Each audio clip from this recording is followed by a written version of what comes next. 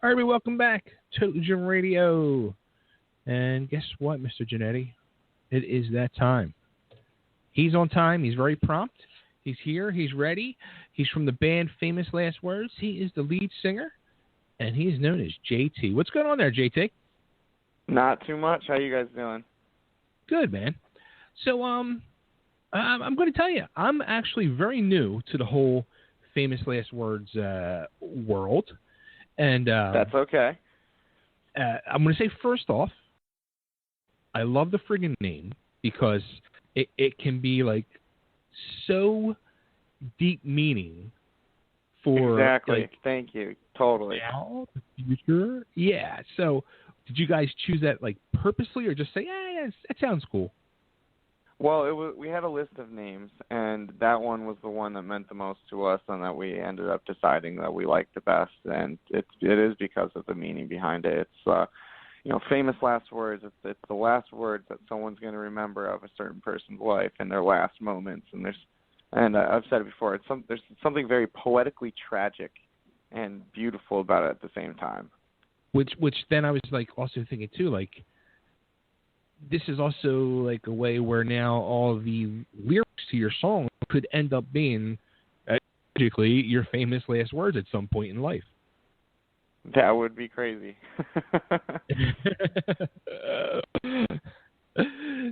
Which, again, leading into the lyrics and all, something I saw, which I thought was really kind of cool and wild that you guys, and I don't know if you guys still do that now. It seems like early on, the way you did that was you wrote like a detailed story into your lyrics.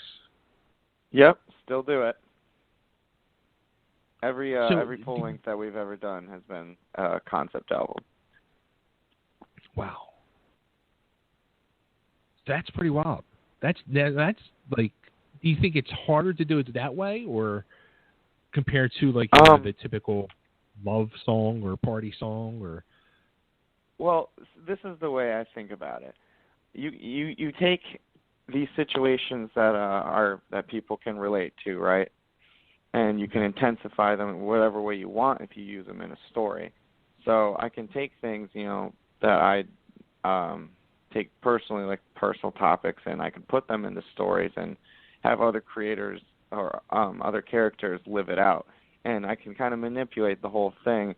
And honestly, I feel like if you have a really good story and it's not too complex and it has really good flow, as long as you score the music correctly and do the lyrics correctly, your album almost has this beginning to end flow that it's really hard to get unless you're telling a story. But that's just my personal opinion. So, I mean, doing that, I mean, so it's almost like you can go very deep into yourself, and then like where people will change the names of the stories, where it's you, but you're changing the names to the story. Yeah, well, it's not always me. Sometimes it's just things that are on my mind that I think about. I love movies and I love musicals. I grew up listening to musicals, so putting music to a story has always been just very right to me. It feels right. Sure. And I enjoy doing it that way. It's got to make it a lot easier when the process comes to make a video for the song, since you already have a story to the song. You don't have to sit there and make one up for it. I think it's not easier. It's fun. It's more fun. I mean, it's a little bit easier because you're right. You don't have to come up with a second story. But I feel like if you write a song, you should almost visualize that song in your head at the same time. So it shouldn't be that hard to come up with an idea for a music video. But with the concepts, it's really cool because, we come up with these stories and then we do the songs, and then to actually finally see it played out with the song is just a whole new level. It's really cool. That's awesome. Now, I mean, you guys even took it a step further. Like, as I'm going through and I'm investigating and all and doing all my research on you guys, like on your first album, you had I guess it was it one song that you ended up doing like a whole short film on? No, it's the whole album. Okay, so it was inspired. There's this one music video that we did for that album, and it did really well. received, and it got tons of views. And Yeah, I told views, right? before we put it out. What's up? You had like 12 million views on that song, right? Yeah, it's unreal. It's unreal. And when we first were putting it out, I told the director, I was like, all right, Charlie, his name's Charlie Anderson. I said, all right, man, if this hits 1 million views, and back then 1 million views just seemed unreal, like just not even possible for us. I said, if it hits 1 million views, we got to turn this record into a short film. And he was like, all right. And when we released the album, we also released a short story that my sister wrote. Oh, okay. She like what we came up with the concept, and then she wrote the story for it, and we put it all out as one big thing. And that kind of is what was turned into the script for the short film. So the short film isn't just a song, because the song is just the ending of the story. It's the entire album just as a short film. Wow. No, I actually sat and watched it, and first off, it's pretty wild because it's actually you playing that main role, right? Yeah. Now, did you have any acting experience or anything? No, not really. I always wanted to do it, but I never really got to. So this is a cool opportunity for me. Now, here's the thing, though. Like, I mean, I sat and watched that. It was like 27, 28 minutes long. And, you know, you see, like, all these, like, people make these, I don't know what you call them, like B movies or whatever, or independent films. And just the acting is just so bad. And I feel bad saying that, but it is. I mean, sometimes you can just tell instantly. But watching your short film, you never would have known. Like, it was right on. Like, it was good. It was enjoyable to watch. I appreciate that. No, I'm not bullshitting. I'm like, I wonder if this dude like has any acting experience, because it was like, I mean, everybody involved in it. It was cool. I was just like, this is a cool thing. Yeah, Pamela did awesome. Sean did awesome, and then Charlie. He was such a great director, and we had a really good crew too. It was like a 25-person crew, so everyone really worked really well together, and we honestly threw that together in 10 days of shooting. And then, post stuff took a while, but yeah, that was just 10 days of shooting.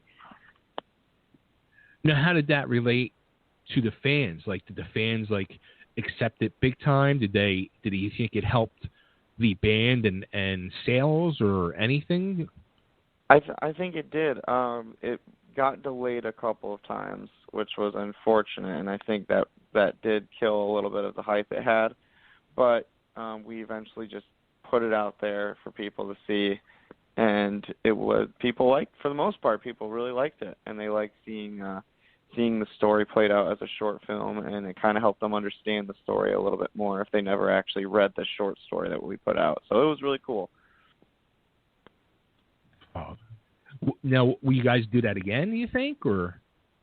Oh, I'd love to. It's a costly endeavor, though. So, if the opportunity presents itself, I would definitely love to do that. We started working on a Council of the Dead script, and that would have to be a full feature, and that was our second album. It was way too complex to do it as a short film, but I started writing the script, and it's just such a big project, and I had to kind of put that on hold when I started writing the concept on the new record for the Incubus. Wow. So, but if we could, I would love to do it. Now, have you ever thought about writing as well? I mean, you're doing these stories. Did you ever think of this turning into like a full-length book? No, I've always been a real visual person. I think I love movies way more than I love books, and I would love to see it, come out as a film, or even on stage. I think I would just like to see it, Wow. Now I'm picturing that short film on a stage now. Yeah, it would be wild. That would definitely need to adapt a little bit. So, all right. So you mentioned it. Your third album, which is your latest album, which just came out a few weeks ago, the Incubus. Yep. Cool. So, again, now another story. So a new album. So what's this story about? This story is about a stay-at-home mother in the 1950s. Her name's Christine, and she has a son. And her husband was gone in World War II. He returned. It's about 9 years later, and she starts blacking out and having these really terrible nightmares, and she can't seem to stop having these horrible nightmares and blacking out. So she is trying to figure out why this is happening and what's going on, simultaneously while dealing with all the gender stereotypes that went on back then and still go on now. So it's relevant for today, but it's a pretty wild story. I don't want to give too much away, because I like to have, this is the first album actually that we didn't give the whole story away first. So a lot of people have been listening to it and figuring it out, because we also put some artwork out there, one drawing for each song. So if you can look at the artwork and read the lyrics and listen to the song, it's pretty easy to figure out. I think it is, but I mean, I wrote it too, so I could definitely have a reason, right? So, actually, but yeah, that's the gist of it. I'm sorry, I was going to say, I did see how you had the different pictures for each one. Yeah, the artist who did that, his name's Andrew Wilson. He's actually from Canada, and he was amazing. He does amazing work. That's awesome. So, do you like, you're saying you didn't tell the whole story up front this time to the fans. Do you think that's another way to just tease it and bring them in more? I think so. Yeah, I think they enjoyed figuring it out. Some kids I've seen, they have figured it out. Some people have their own really interesting theories that I've looked back on and been like, oh, wow, that's pretty cool. It's not right, but it's pretty cool. And I actually just recently finished putting together a track-by-track explanation.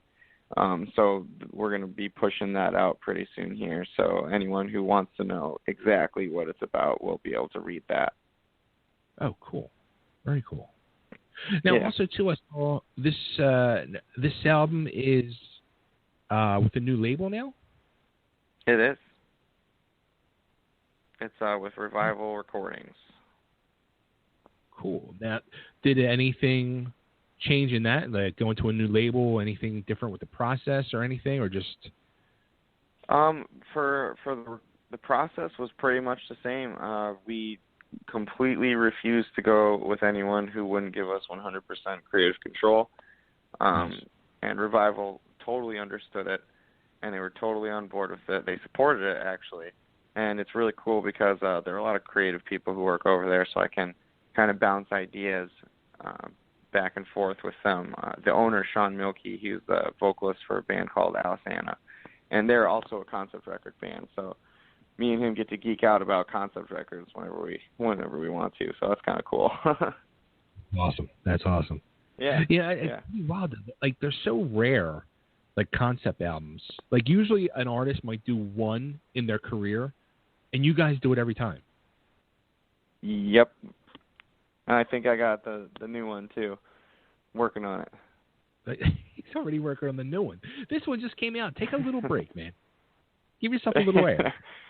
Hey, can't stop, won't stop.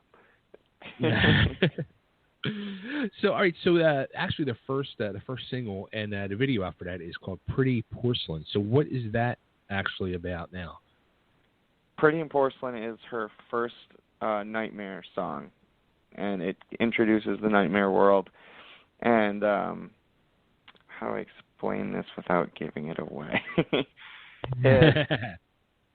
This album tackles sexual abuse.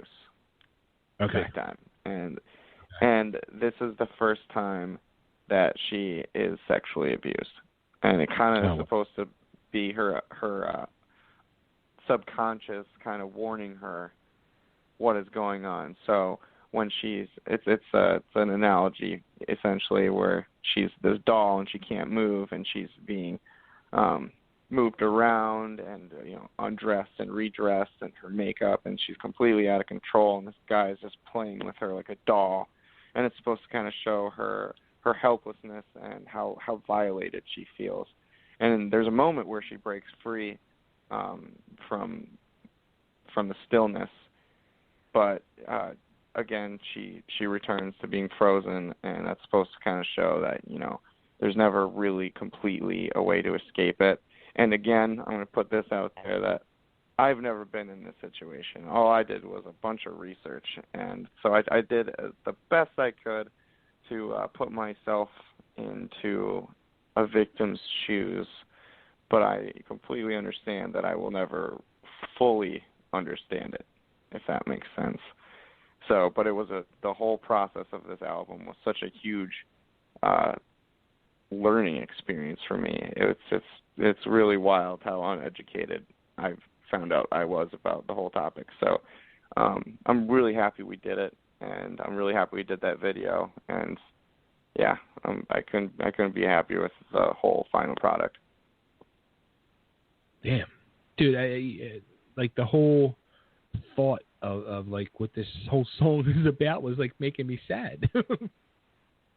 Yeah, but it's very real. It's a very real thing that happens, and it's something that a lot of people they won't talk about it. I mean, it's being talked about more recently, but it's definitely supposed to get the conversation started. Interesting. Very interesting. Well, I'm going to play that in a few minutes, but first I just want to go over the last few things with you before I let you go. Yeah. We're closing up on the end of the year, which is quite scary. I can't believe 2016 is almost done.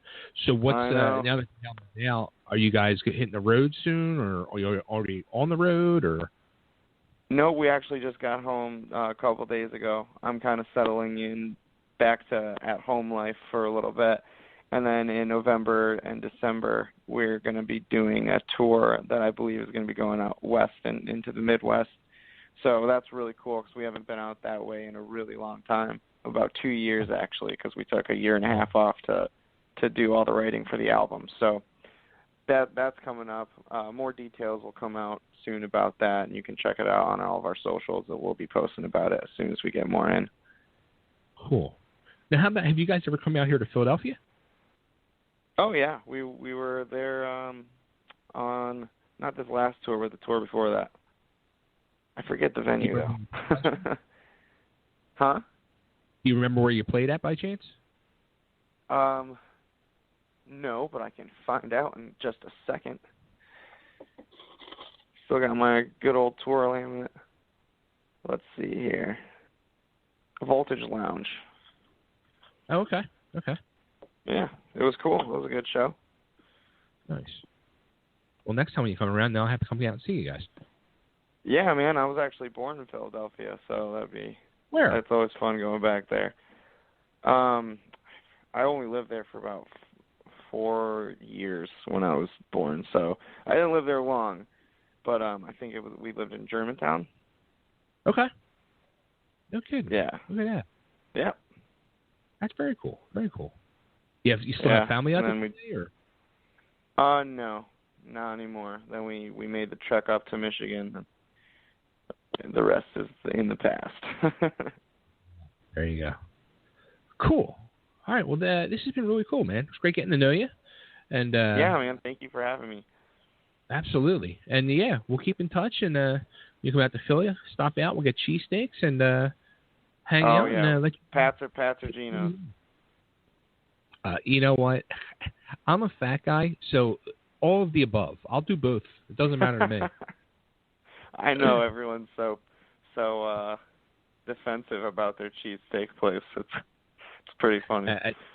Tony Luke is a personal friend of the show, so I always say Tony Luke. So, and usually if I go to Tony Luke's, I would get like a cheesesteak and a roast pork sandwich because you can't just have one. You have two hands. Why not use them, right? There it is. Cool. JT, thanks so much, man. This has been a lot of fun. I'm going to play the tune for everybody right now so they can check it out. Thank you. And where can they find you guys? You can find us on Facebook, facebook.com/famouslastwordsmusic. On Twitter, it's FLW_music. On Instagram, it's Famous Last Words Band. And the new album is on Spotify, Apple Music, iTunes, Amazon, Google Play, pretty much everywhere. So if you just go Google us, you'll find it. Nice. And the new album is called The Incubus. So go out there and buy it, people. Buy it, buy it, buy it. We would appreciate it. And you know what? Don't do Spotify. I hate Spotify because you guys don't get paid nothing off of it. Go to iTunes or somewhere good where they're going to make actual money for their art. So support the band, support the music. That's the only way we'll be able to keep going. Absolutely. Cool. JT, thank you so much. And hey, real quick, can you cut an ID for me? This is JT of Famous Last Words, and you're listening to Totally Driven Radio. Yeah. This is JT from Famous Last Words, and you're listening to Totally Driven Radio. Cool. You're in there, my man. Cool deal. All right. All right, thank you. Pretty. Yep. Take care.